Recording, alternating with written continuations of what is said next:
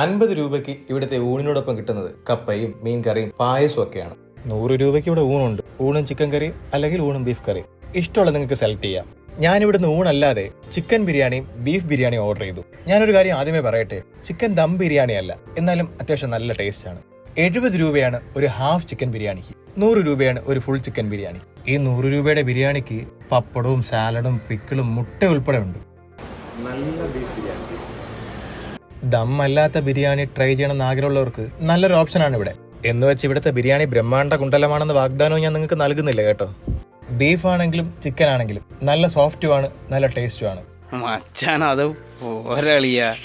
ഞാൻ ഇതിനു മുന്നേയും ഈ ഹോട്ടലിൽ ഒരു വീഡിയോ അപ്ലോഡ് ചെയ്തിട്ടുണ്ട്. പക്ഷേ അത് ഈവനിങ് ഫുഡും ഫുഡ് കോംബോസും നിങ്ങളെ പരിചയപ്പെടുത്താനാണ്. ആദ്യമായിട്ടാണ് ഉച്ചഭക്ഷണം കഴിക്കാനായിട്ട് ഞാൻ ഇവിടെ എത്തിയത്. ഉച്ചഭക്ഷണത്തിനും അത്യാവശ്യം കോംബോസ് ഉണ്ടെന്ന് ഞാൻ ഇപ്പോഴാണ് ശ്രദ്ധിക്കുന്നത്. ചുരുക്കം പറഞ്ഞാൽ 3 നേരവും നല്ല ബഡ്ജറ്റ് ഫ്രണ്ട്ലി ആയി കഴിക്കാൻ പറ്റുന്ന ഒരു സ്പോട്ടാണ് ഈ ഹോട്ടൽ. പിന്നെ അത്യാവശ്യം ഫ്രഷ് ജ്യൂസുകൾ ഇവിടെ ഉണ്ട് കേട്ടാ. ഒരു ആപ്പിൾ ജ്യൂസ് വിത്തൗട്ട് ഷുഗർ എടുക്കാൻ പറയുന്നത് വിത്തൗട്ട് ആപ്പിൾ. സ്റ്റാഫുകളുടെ ഓരോ തമാശകളാണേ.